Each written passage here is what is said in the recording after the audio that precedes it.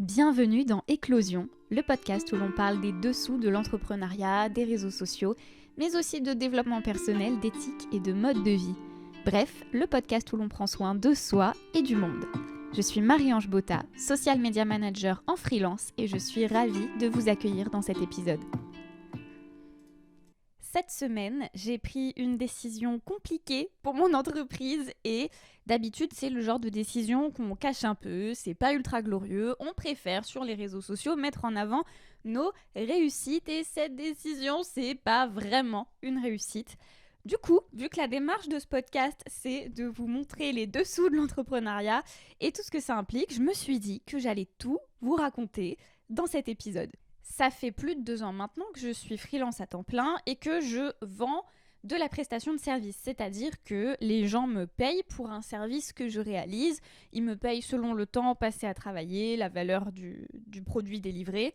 Et donc j'échange mon temps contre de l'argent. C'est un business model qui marche très bien quand on est freelance, que je vais continuer, je pense, jusqu'au bout de ma carrière de freelance, mais qui a vite ses limites dans le sens où quand on est au nombre maximal de clients, on est au nombre maximal de clients, on ne peut plus accueillir quelqu'un et faire du travail correctement et pour autant, le chiffre d'affaires n'est pas toujours celui qu'on espérait. Je suis venue à cette conclusion que dans mon domaine de spécialisation à moi, donc tous les projets éthiques, le développement personnel, la culture, les budgets seront jamais ultra élevés pour la communication. Pour autant, j'ai envie de rester avec cette typologie de clients-là. Et donc, il faut que je trouve des moyens de ne pas monnayer seulement mon temps. Et ça faisait un moment que j'en étais venue à ce constat que Marie-Ange, ton business, il est viable, mais pas à long terme dans le sens où j'ai vite fait de m'épuiser parce que je suis à ma capacité maximale sans pour autant avoir un chiffre d'affaires assez confortable pour avoir un petit peu de trésorerie pour éponger les imprévus. C'est juste, je demande pas plus que ça. Et donc, j'avais cette idée en tête qui est restée en tâche de fond. À un moment, il faudra que je trouve une façon de ne pas monnayer que mon temps, de cumuler deux façons de faire qui vont me permettre d'avoir cette trésorerie d'avant, juste pour pouvoir me retourner en cas de coup dur en fait. Et au printemps dernier, Jonathan Lehmann, avec qui je travaille, a partagé de façon publique le fait que j'avais pris un peu le relais sur ses réseaux sociaux depuis quelques mois, depuis la naissance de son fils, et que en gros la personne qui voyait passer les messages et qui répondait à tout le monde, c'était moi. J'ai eu une vague de visibilité suite à ça et j'ai eu pas mal d'appels découvertes avec des professionnels qui s'étaient lancés depuis peu ou alors qui avaient déménagé, bref, qui étaient dans des situations assez instables dans leur business, mais qui sont des professionnels du bien-être, des thérapeutes, des profs de yoga, des coachs, des naturopathes, bref, tout ce type de professionnels-là. Et ils venaient me voir parce qu'ils ont profondément besoin d'être visibles sur les réseaux sociaux pour attirer leur clientèle, surtout pour créer leur clientèle. Et pour autant, évidemment, c'est le moment de leur carrière où ils ont le moins de budget pour déléguer leur communication. J'ai fait les premiers appels découvertes et à chaque fois je disais mince, je suis vraiment désolée, je peux pas accepter cette mission parce que sinon je travaille à perte et mon but c'est pas de faire du bénévolat et d'offrir mon temps comme ça, sinon j'aurais pas une entreprise. Mais par contre, ça m'a profondément embêtée de me dire, pour tous ceux qui se lancent, il n'y a pas la possibilité de communiquer, en tout cas de déléguer sa communication, de communiquer de façon plus simple. Et c'est délicat de leur dire quand tu feras assez de chiffres, viens me voir et là on pourra faire quelque chose ensemble. C'était pas ça du tout mon objectif et j'avais pas du tout envie de les recevoir comme ça. Au bout de quelques appels découvertes, je me suis dit il y a un truc à faire, c'est une vraie problématique que plein de gens rencontrent et on peut pas laisser les gens avec un gap énorme entre le freebie, donc le produit gratuit qu'ils vont pouvoir trouver en ligne, et la prestation où ils délèguent complètement leurs réseaux sociaux. Et j'ai eu une idée de produit digital à petit prix. L'idée c'est que, en gros, pour vous la faire simple, tous les mois, ils souscrivent à un abonnement et ils reçoivent un calendrier éditorial spécialisé dans ces domaines-là, donc ça sera cohérent parce que c'est ultra niché et que c'est des domaines que je connais par cœur, vu que tous mes clients sont là-dedans. Et pour chaque contenu du calendrier éditorial, les templates, donc les modèles de ces contenus sont déjà faits. Donc des textes à trous, des visuels qui sont faits, qu'il n'y a plus qu'à adapter avec sa charte graphique, avec ses goûts et ses éléments visuels, ses photos, etc. En gros, le travail est fait, il n'y a plus qu'à mettre sa touche dedans. Ça leur fait gagner un temps fou, ils n'ont pas besoin de chercher les idées, ils n'ont pas besoin de se creuser la tête, la structure de la rédaction est là, ils ont qu'à vraiment le personnaliser. Et évidemment, il y aura un guide de personnalisation avec, et c'est des posts qui se renouvellent tous les mois, selon le calendrier de l'année, selon les tendances du moment, selon les évolutions de l'algorithme. L'idée, c'est de ne pas avoir toujours la même chose, parce que vous imaginez bien que si tous les thérapeutes se mettent à avoir exactement tous les mêmes contenus en boucle, ça servira plus à rien, et c'est pas du tout comme ça qu'on va se démarquer. Bref, j'ai eu cette idée au mois de mars, j'ai commencé à la mettre sur papier et j'ai réalisé qu'il allait falloir faire un vrai lancement et une vraie construction d'offres cette fois-ci, que mes petites compétences n'allaient pas nécessairement suffire. Donc je me suis rapprochée de Mathilde de la Tanière des Freelances qui m'a coachée quand je me suis lancée et je lui ai fait part de ce nouveau projet. Et je lui ai demandé si elle pouvait me coacher à nouveau pour ce lancement, chose qu'elle a fait. Et c'était encore une fois une super expérience avec Mathilde. On a préparé tout le lancement de cette nouvelle offre. Donc l'étude de marché, évidemment, la construction de l'offre et ensuite comment est-ce qu'on la lance, comment est-ce qu'on parle de cette offre-là, comment est-ce qu'on va chercher les clients en espérant que ça fonctionne. Parce que, évidemment, moi, donc, j'ai investi de l'argent avec Mathilde, j'ai investi de l'argent sur certains outils et surtout, j'ai investi énormément de temps. Donc, c'est-à-dire que j'ai eu l'idée au mois de mars. En avril, j'ai commencé à coucher sur le papier. J'ai eu mon premier rendez-vous avec Mathilde, il me semble, fin avril. On a commencé début juin l'accompagnement. On a terminé en juillet et en dehors de tout ça, j'étais sur les tâches de fond de la préparation de cette offre. Elle était censée sortir à la rentrée et à la rentrée, j'ai déjà eu plein de projets qui se sont ajoutés. Je me suis dit, Marie-Ange, on va pas se foutre la rate au courbouillon. J'ai préféré partir en vacances cet été. J'en avais cruellement besoin. Et donc, je me suis dit, tant pis, ça sortira sur le dernier trimestre 2023. L'idée, c'était que ça sorte mi-novembre, que j'ouvre les portes des abonnements à la mi-novembre pour que les gens puissent directement avoir accès au calendrier de décembre. La réalité, c'est que ça va être absolument autrement. Je ne vais pas ouvrir les portes de cette offre avant le mois de janvier. Et ça me fait chier. Je sais pas si c'est bien de dire ça dans un podcast, mais c'est la réalité. Ça fait 6 mois que je bosse là-dessus. Au moment où ça sortira, ça fera 9 mois. C'est le temps de concevoir un être humain. C'est dingue. Et pour autant, je pense que c'est la bonne décision pour mon entreprise. Aujourd'hui, je serai en mesure de sortir cette offre dans les délais impartis si j'avais pas de nouveaux clients qui rentrent, si mes clients habituels tout roulaient parfaitement comme sur des roulettes, si j'avais pas lancé ce podcast et cette chaîne YouTube, mais j'en avais très envie et je reste persuadée que c'était une bonne idée. Et si tout allait bien, qu'on n'enregistrait pas la deuxième saison de Homme le podcast aussi, à partir de la semaine prochaine pour moi. Beaucoup de si. Et vous commencez à voir le truc, il y a eu plein de projets lancés à la rentrée qui se sont hyper accélérés au mois d'octobre. Et je retiens pour l'année prochaine, je suis une nouvelle freelance donc j'apprends, vouloir boucler des projets dans la période du mois d'octobre, c'est pas une bonne idée parce qu'à la rentrée tout le monde relance des trucs et octobre tout le monde est à fond parce qu'il y a les fêtes de fin d'année à préparer. J'ai des nouveaux clients à accueillir. Moi, j'ai eu cette idée, podcast, chaîne YouTube, à la rentrée. Donc voilà, en octobre, ça voit le jour. J'ai tout ça qui commence. Et finir de préparer cette nouvelle offre et de préparer un lancement, c'est pas rien. C'était juste pas tenable. Ou alors, j'y sacrifiais mes soirées, mes week-ends, j'avais plus de vie.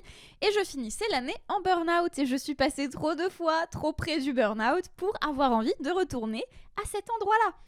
Donc, j'ai pris cette décision de reporter mon lancement. Je vous cache pas qu'il y a une grosse déception. Je suis pas fière de moi. En plus, il y a Lola. Je vous mettrai le lien de ses réseaux en barre d'infos. J'ai énormément de respect pour Lola. Pour moi, c'est une machine de guerre de travail. Et Lola, elle a eu une idée d'offre en même temps que moi. Elle s'est fait accompagner par Mathilde en même temps que moi. Et elle a sorti son offre en septembre. La mienne sortira en janvier. Voilà Marie-Ange, zéro complexe. Je suis très contente pour Lola. On a eu l'occasion d'en parler toutes les deux et tant mieux pour elle. Mais j'avoue que parfois ça file un peu des complexes de se comparer à d'autres entrepreneurs. Donc si vous écoutez ce podcast, au moins vous êtes peut-être rassurés. Il y a des choses qui prennent du temps et j'essaye de dédramatiser en me disant que c'est pas grave.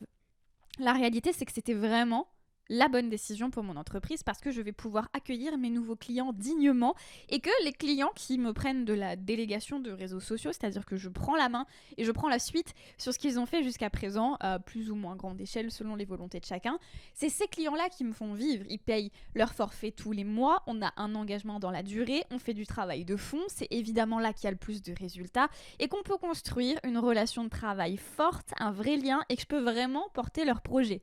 Cette nouvelle offre d'abonnement de template, évidemment que l'impact sera moins important, même si jamais elle a un succès fou et qu'il y a beaucoup de gens qui souscrivent à cet abonnement, ça restera aléatoire, c'est sans engagement, ils peuvent résilier à tout moment, et évidemment qu'avec des templates, on a moins d'effet qu'une vraie mission de délégation de réseaux sociaux. Ça faisait pas sens de bâcler du travail pour mes nouveaux clients ou d'arrêter d'accueillir des nouveaux clients dont j'ai besoin pour que ma boîte tourne, pour favoriser une offre qui a moins d'impact pour mon entreprise et pour les gens. Donc, j'ai pris cette décision. Croyez-moi, c'est hyper inconfortable, c'est pas du tout flatteur pour l'ego. Alors là, pas du tout. Mais en fait, c'est la différence entre le plaisir à court terme et l'accomplissement et la création d'un vrai bonheur à long terme. Et ça, dans l'entrepreneuriat, c'est hyper important d'être conscient de cette notion-là et d'être capable de dire non à la satisfaction à court terme pour construire une situation stable et épanouissante à long terme. C'est valable dans tous les domaines de la vie, je veux dire dans votre vie perso, dans vos objectifs sportifs, dans votre vie professionnelle, dans votre vie familiale. Souvent, les plaisirs à court terme nuisent au bonheur à long terme ou en tout cas n'y contribuent pas. Mais alors dans l'entrepreneuriat, les gars, si vous êtes que dans la satisfaction immédiate, ça va être dur et ça va vite piquer. À partir du moment où j'ai pointé du doigt le fait de me dire « Ok, je renonce à la satisfaction à court terme d'arriver au bout de mon projet et de m'exposer publiquement en disant « Regardez, j'ai eu cette idée, normalement elle devrait plaire, j'espère, en tout cas j'ai tout fait pour, c'est-à-dire que j'ai fait beaucoup d'appels en visio avec des gens qui correspondent vraiment au client idéal de cette offre-là. J'ai fait vraiment du sur-mesure pour que ça plaise aux gens. J'espère, on verra au mois de janvier, qu'elle aura du succès. N'empêche que, oui, ça aurait sûrement été plus glorieux et plus satisfaisant pour moi et pour mon ego de me dire ça y est, c'est sorti, regardez comme c'est cool et de cocher la case objectif atteint en 2023. La réalité, c'est que c'est un objectif qui rate en 2024. Et c'est pas la fin du monde. Bon, après, on va relativiser. Mon lancement est reporté à la mi-janvier parce que en soi, il m'aurait juste fallu un mois de plus pour être capable de tout faire, mais on ne lance pas une offre comme ça à la mi-décembre. À mi-décembre, tout le monde est épuisé à la veille des vacances et personne n'a envie de penser à son prochain calendrier des réseaux sociaux. Par contre, au mois de janvier, tout le monde est déter, tout le monde est motivé pour être présent sur les réseaux et ma foi, je pense que ça sera le bon moment. Je vais donc préparer cette offre au lieu de la préparer en octobre, je vais la préparer en octobre-novembre et je vais commencer à communiquer dessus à la mi-décembre. J'ouvrirai une liste d'attente pour les gens qui sont vraiment intéressés. Il y aura un échantillon gratuit de cette offre-là qui sortira au mois de décembre. Comme ça, pour ceux, j'avais quand même un moment que j'en parle sur mes réseaux sociaux, donc pour ceux qui étaient intéressés, ils pourront un tout petit peu se familiariser avec le concept et on commencera, hop, en pleine forme au mois de janvier. Donc au mois de janvier, ça veut dire que j'ouvre les portes à la mi-janvier pour l'abonnement de février. Et c'est pas grave, j'aurai l'occasion de faire d'autres choses d'ici là, des ateliers gratuits pour préparer l'année 2024. Je vais sûrement relancer une promotion de ma formation de groupe. Bref, je vais utiliser mon temps autrement et surtout je vais chouchouter mes nouveaux clients qui sont arrivés et c'est des projets canons. Je pense vraiment que ça en valait la peine. Voilà, tout ça pour dire qu'il ne faut pas toujours se fier aux réussites des autres qu'on voit sur les réseaux sociaux et à toutes ces phrases d'accroche disant j'ai fait tant de milliers d'euros en 24 heures, en 48 heures, en une semaine.